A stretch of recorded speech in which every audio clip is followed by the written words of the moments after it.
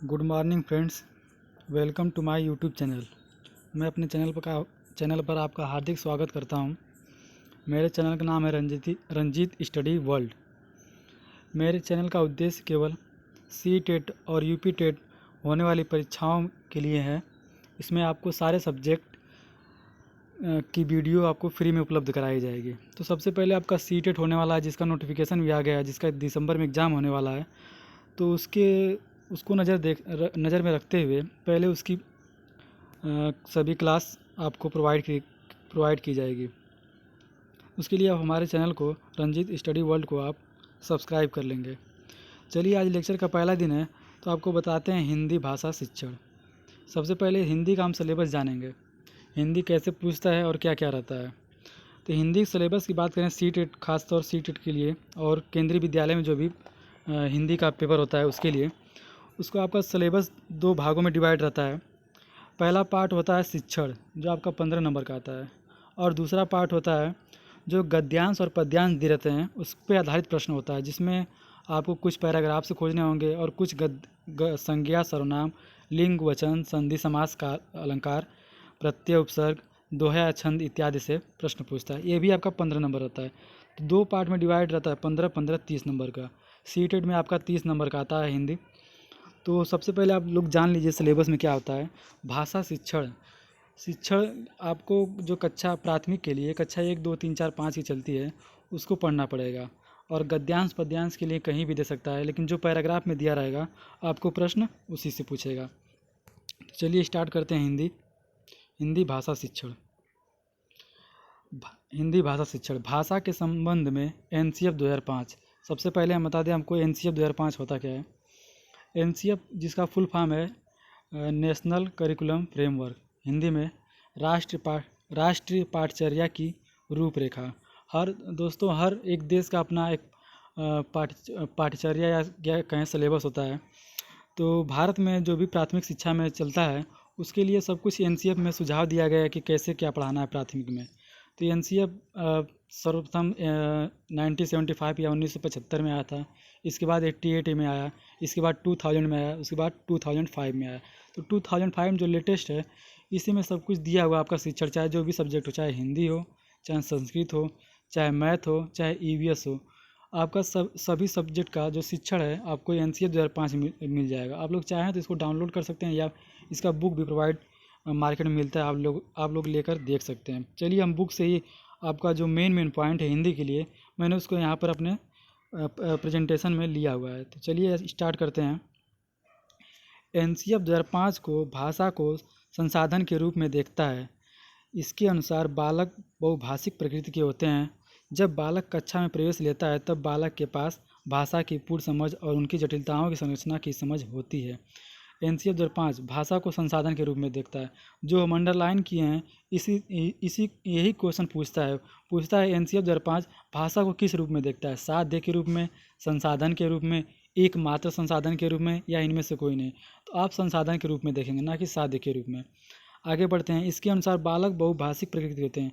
जब बालक कक्षा में प्रवेश लेता है प्राथमिक विद्यालय में तो बहुत सी भाषाओं को जानता है जो उसके आसपास बोली जाती है, चाहे हिंदी बोली जाए, चाहे भोजपुरी बोली जाए, चाहे तेलुगु बोली जाए, तो सभी भाषाओं को समझ रखता है।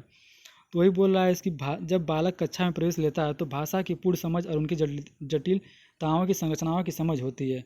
बालक सक्रिय रूप से और स्वाभाविक रूप से भाषा का अर्जन करता है। आगे चलते हैं। एनसीएफ 2005 के अनुसार बालक को प्राथमिक स्तर पर मातृभाषा की समझ समृद्ध होती है और प्राथमिक स्तर पर मातृभाषा में शिक्षा सर्वोपरि उद्देश्य होना चाहिए।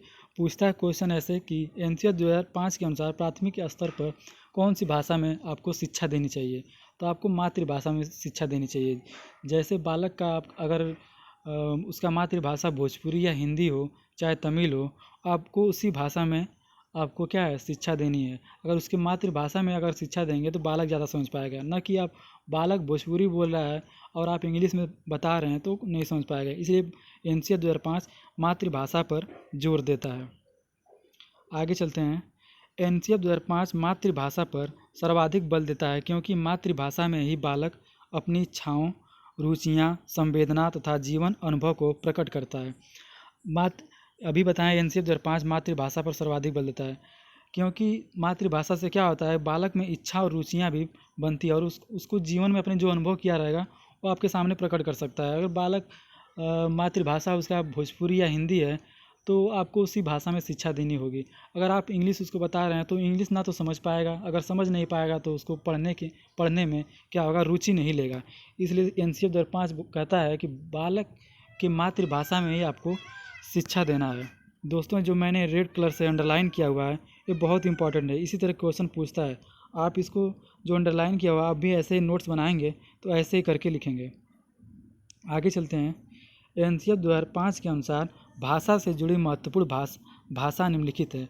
एनसीएफ 2005 में कुछ सुझाव दिए गए हैं भाषा से, उसको आप लोग देखेंगे। पहला पॉइंट बोलता है, एनसीएफ 2005 के अनुसार भाषा अधिगम के लिए बालक को समृद्ध परिवेश होना चाहिए। पहला पॉइंट कह रहा है एनसीएफ 2005 के अनुसार अगर भाषा आपको सिखा रहे हैं तो आपको उसके लिए परिवेश उपलब्ध कराना पड़ेगा। ये नहीं कि जहाँ खूब शोरगुल हो रहा है वहाँ पर आप पढ़ाना स्टार्ट कर देंगे, बच्चे वहाँ पर पढ़ने में इंटरेस्ट नहीं लेंगे। ऐसा माहौल क्रिएट करेंगे कि जहाँ पढ़ाई लिखाई का माहौल हो, तो उसी बोल रहा है समृद्ध परिवेश। दूसरा पॉइंट है, भाषा अधिगम के लिए बालक को भरपूर अवसर देना चाहिए। भाषा अधिगम के लिए, भाषा सीखने के लिए बालक को भरपूर अवसर देना चाहिए। अगर बालक कहीं भी गलतियां कर रहा है या वाद विवाद में कोई प्रॉब्लम आ रही है तो उसको आप अवसर देंगे। ये नहीं कि उसको बैठा देंगे या खड़ा कर देंगे या क्लास से बाहर कर देंगे, उसको बोलने के लिए आप भरपूर अवसर देंगे। तीसरा पॉइंट, वाद विवाद संवाद बालक के भाषिक क्षमता को बढ़ाते हैं। वाद विवाद संवाद मतलब बातचीत अब बालक से जितना करेंगे उसको क्या होगा, भाषिक क्षमता को बढ़ावा मिलता है। अगर बालक से आप ज़्यादा बातचीत उसकी भावनाओं को समझेंगे तो क्या होगा, उसके भाषिक क्षमता का विकास होगा। नेक्स्ट पॉइंट है चौथा, मातृभाषा अन्य भाषाओं के लिए सहायक भाषा के रूप में सहायक होती है। मातृभाषा अन्य भाषा के लिए सहायक भाषा के रूप में सहायक होती है। जैसे कि बालक अगर भोजपुरी सीखा हुआ है तो अन्य भाषा जैसे हिंदी सीखने में क्या होगा, उसको सहायता मिलेगी। ये नहीं कि एक भाषा बालक सीखा है तो दूसरे में उसको रुकावट आएगा, ऐसा नहीं है। बालक अगर एक भाषा सीखा हुआ है तो दूसरी भाषा आसानी से सीख सकता है। इसके आगे चलते हैं। पाँचवा पॉइंट, एनसीएफ 2005 के अनुसार जहाँ पर मातृभाषा का गतिरोध हो वहाँ आंग्ल भाषा सहभाषा या संपर्क भाषा का कार्य करता है। दोस्तों, ये क्वेश्चन बहुत इंपॉर्टेंट ऐसे ही पूछता है, इसको आप लोग अंडरलाइन कर लेंगे। जो भी हमने लिखा हुआ है रेड कलर से, इसको आपको अंडरलाइन करके पढ़ना है। तो बोल रहा है एनसीएफ 2005 के अनुसार जहाँ पर मातृभाषा का गतिरोध हो वहाँ आंग्ल भाषा सहभाषा या संपर्क भाषा का कार्य करती है। जैसे मान लीजिए उसका भोजपुरी अगर मातृभाषा है तो अगर मान लीजिए पेपर या परीक्षा दे रहा है, अगर उसमें कहीं गतिरोध या कोई वर्ड, उसको गतिरोध का मतलब क्या है, पढ़ने में कहीं उसको कठिनाई आ रही है या वो वर्ड नहीं समझ पा रहा है, शब्द नहीं समझ पा रहा है, तो आंग्ल भाषा या दूसरी भाषा जो उसकी है, अंग्रेजी है, चाहे सहभाषा, चाहे दूसरी कोई उसकी सहभाषा तमिल है, तो क्या करेगा, उसको देख के क्या वो समझ जाएगा। अगर कहीं भी बालक को गतिरोध उत्पन्न होता है किसी वर्ड शब्द को समझने में, दूसरी भाषा को वो देख के वो समझ सकता है। आगे चलते हैं। छठवां पॉइंट, क्वेश्चन पूछता है कि भारतीय संविधान के किस अनुच्छेद में मातृभाषा शिक्षा लेने का अधिकार है। ये क्वेश्चन ऐसे क्वेश्चन सीटेट में पूछा हुआ था कि मातृभाषा में शिक्षा लेने का अधिकार कौन से संविधान के अनुच्छेद में वर्णित है। तो आप बताएंगे अनुच्छेद 350A में। ये क्वेश्चन सीटेट में भी और यूपी टेट में पूछा हुआ है, तो आप लोग इसको ध्यान से देख लेंगे 350 में। आगे चलते हैं 350 का ए में। सातवां पॉइंट, बालक जब मातृभाषा के साथ कक्षा में प्रवेश लेता है तो उसके मातृभाषा का कक्षा में उचित प्रयोग करना चाहिए। जैसा कि मैंने बताया है कि बालक अगर मातृभाषा उसका भोजपुरी या हिंदी है तो कक्षा में आता है तो उसके लैंग्वेज या भाषा का आप मजाक नहीं बनाएंगे। अगर वो भोजपुरी में बोलता है तो भोजपुरी में उससे बात करेंगे और अन्य भाषाओं के लिए भी उसको सिखाएंगे। ये नहीं कि अगर भोजपुरी बोल रहा है और आप इंग्लिश बोल रहे हैं तो बालक समझ नहीं पाएगा। अगर वो भोजपुरी बोल रहा है तो आप कहेंगे नहीं, तुमको भोजपुरी नहीं बोलना है, मैं तुमको क्लास से बाहर कर दूंगा। ऐसा बिल्कुल नहीं करना। अब बालक जिस भाषा में बात कर रहा है आपको उसी भाषा में बात करना है और कक्षा में उसको प्रयोग करने का उचित अवसर भी देना है। क्वेश्चन ऐसे ही पूछता है, इसको अंडरलाइन कर लेंगे या ऐसे रेड कलर से लिख लेंगे। आगे चलते हैं। आठवां पॉइंट, भाषा क्या है, एक संसाधन है। एक क्वेश्चन ऐसे पूछता है भाषा क्या है, तो आपको बताना है संसाधन या माध्यम या उपागम। ये एक ही वर्ड है, मैंने इसको अंडरलाइन कर दिया है, एक ही शब्द है, ये सब पर्यायवाची शब्द है। ऐसे क्वेश्चन पूछता है। भाषा क्या है? एक माध्यम है, उपागम है, संसाधन है। ये सब क्या है? भाषा संसाधन के रूप में है। चलिए हम क्वेश्चन, अब इतना लेक्चर दिए हैं, अगर क्वेश्चन नहीं समझ में आएगा तो क्या समझ में आएगा? पहले क्वेश्चन देखते हैं, क्वेश्चन पूछता कैसे है। तो क्वेश्चन पूछता है, बच्चे विद्यालय आने से पहले, मैंने जो आज का लेक्चर लिया हुआ है सारे क्वेश्चन उसी में से है। मैंने 3-4 क्वेश्चन डेमो के रूप में आपको दिखाया हुआ है, बाकी इसके आगे प्रैक्टिस आपको करवाया जाएगा। तो पहला क्वेश्चन है, बच्चे विद्यालय आने से पहले, पहला ऑप्शन है अपनी भाषा की नियमबद्ध व्यवस्था की व्यवहारिक कुशलता के साथ आते हैं। दूसरा ऑप्शन है कोरिस लेट होते हैं। तीसरा ऑप्शन है भाषा का समुचित उपयोग करने में समर्थ नहीं होते हैं। चौथा ऑप्शन भाषा के चारों कौशल पर पूर्ण अधिकार रखते हैं। जैसा कि मैंने बताया, बच्चे विद्यालय आने से क्या है, भाषा के सभी नियमों को जानते हैं। ये को आपका ऑप्शन सही हो जाएगा, भाषा के नियमों को जानते हैं। लेकिन आप नियम पूछेंगे तो नहीं बता पाएंगे, केवल भाषा के नियम तो जानते हैं और उसका प्रयोग भी कर लेते हैं। जैसे विद्यालय, बालक विद्यालय आता है तो बोल सकता है कि राम खा रहा है, राम स्कूल जा रहा है। तो क्या है, भाषा को तो जानता है, भाषा को जानता है, नियम का भी प्रयोग करता है। लेकिन आप नियम पूछेंगे इसमें कौन संधि है, कौन कारक है, तो उसको नहीं बता पाएगा। और कोरिसलेट, जो दूसरा ऑप्शन है कोरिसलेट। कोरिसलेट का होता है मतलब बच्चा कुछ नहीं जानता है। तो ऐसा नहीं है, बच्चा सब कुछ जानता है विद्यालय आने से पहले। आगे चलते हैं, दूसरा क्वेश्चन, भाषा पहला ऑप्शन है विद्यालय में ही सीखी जाती है। दूसरा एक नियमबद्ध व्यवस्था है। तीसरा सदा सदा व्याकरण के नियमों का ही अनुगमन करती है। चौथा नियमों की जानकारी से ही निकलती है। तो भाषा क्या है, एक नियमबद्ध व्यवस्था है। नियमबद्ध व्यवस्था मतलब क्या होगा बता रहे हैं आपको। सुबोपली, सुबोपली ये क्या है, भाषा का एक नियम है सुबोपली। सुबोपली का मतलब है स से सुनना, ब से बोलना, प से पढ़ना, ल से लिखना। तो भाषा क्या है, एक नियम में ही चलता है। पहले सुना जाता है, बोला जाता है, पढ़ा जाता है, लिखा जाता है। तो भाषा है क्या है, एक नियमबद्ध व्यवस्था है।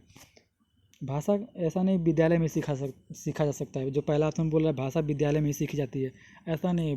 बालक जो है भाषा अपने आसपास, पड़ोस, घर परिवार में भी भाषा को सीख सकता है। तीसरा ऑप्शन है सदा व्याकरण के नियमों का ही अनुगमन करती है। ऐसा नहीं है बिना नियम, बालक तो नियम को जानता है लेकिन आपको बता नहीं पाता है। चौथा ऑप्शन है नियमों की जानकारी से निखरता है। ऐसा नहीं है, भाषा एक नियमबद्ध व्यवस्था है, जो सुबोपोली जिसको बोलते हैं। इसको आगे बढ़ाया जाएगा सुबोपोली आगे आगे लेक्चर में। आगे चलते हैं, तीसरा क्वेश्चन, भाषा शिक्षण में पाठ्य पुस्तक। पहला ऑप्शन है एकमात्र संसाधन है। दूसरा है साध्य है। तीसरा है साधन है। चौथा अनावश्यक है। अभी हम लेक्चर में इसको बता रहे थे क्या है, भाषा एक क्या है, साधन है या संसाधन है या माध्यम है। एकमात्र यहाँ पर भी दिया एकमात्र संसाधन।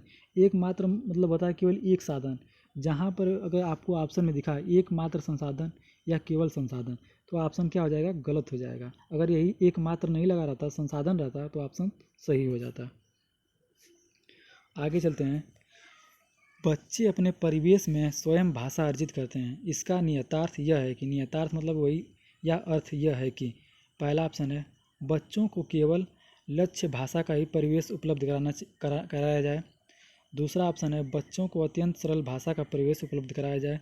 तीसरा ऑप्शन है बच्चों को बिल्कुल भी भाषा न पढ़ाई जाए। चौथा ऑप्शन है बच्चों को समृद्ध भाषिक परिवेश उपलब्ध कराई जाए। ये क्वेश्चन अभी जो पढ़ाया गया है लेक्चर में ये था, बच्चों को भाषा सिखाने के लिए आपको क्या कराना है, समृद्ध भाषिक परिवेश उपलब्ध कराना है।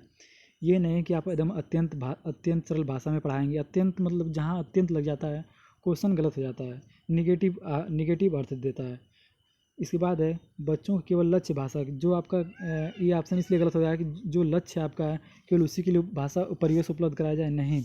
आपको बस क्या करना है, भाषा के लिए संपूर्ण परिवेश, समृद्ध मतलब संपूर्ण परिवेश उपलब्ध करा दीजिए, बालक अपने आप भाषा सीख जाएगा। आगे चलते हैं। बस दोस्तों आज के लिए बस इतना ही। मैंने एक डेमो क्लास लिया है, इसके आगे हिंदी का पूरा जितना आपका सीटेट या यूपीटेट में पूछता है सब कुछ बताया जाएगा और उसका प्रैक्टिस करवाया जाएगा। आप हमारे चैनल पर नए हैं तो इसको क्या कर लेंगे, सब्सक्राइब कर लेंगे। आपको सारे सब्जेक्ट यहाँ पर फ्री में पढ़ाए जाएंगे और बाकायदे उसका नोट्स बनाया जाएगा और प्रैक्टिस करवाया जाएगा। आप लोग देखिएगा कि हमारे पढ़ाए हुए प्रश्न लेक्चर से बहुत सारे प्रश्न आपको फंसेंगे। दोस्तों मैंने भी सीटेट और यूपीटेट दिया हुआ है, मैंने दो बार दिया है, मैंने दोनों बार पास कर लिया है। तो मैं आपको अपने नोट्स से ही बताऊंगा, और एक बाकायदे इसका आप लोग नोट्स बनाइए और इसको वीडियो को 1 से 2 बार देखिए, आपको समझ में आएगा। और इसका एक आप लोग क्या करिएगा, प्रीवियस ईयर में जो प्रश्न हुए हैं 2011 से लेकर अब तक 2022 तक, आप लोग क्या करेंगे, प्रीवियस ईयर का एक पेपर खरीद लेंगे।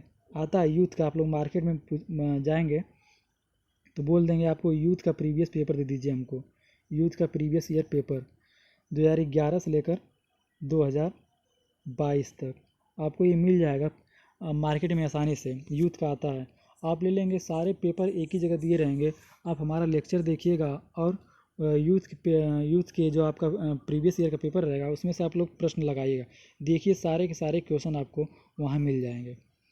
दोस्तों बस आज के लिए इतना ही। हमारे चैनल को लाइक कर दीजिएगा और सब्सक्राइब कर दीजिएगा और अपने दोस्तों में शेयर कर दीजिएगा। बस आज के लिए इतना ही, धन्यवाद।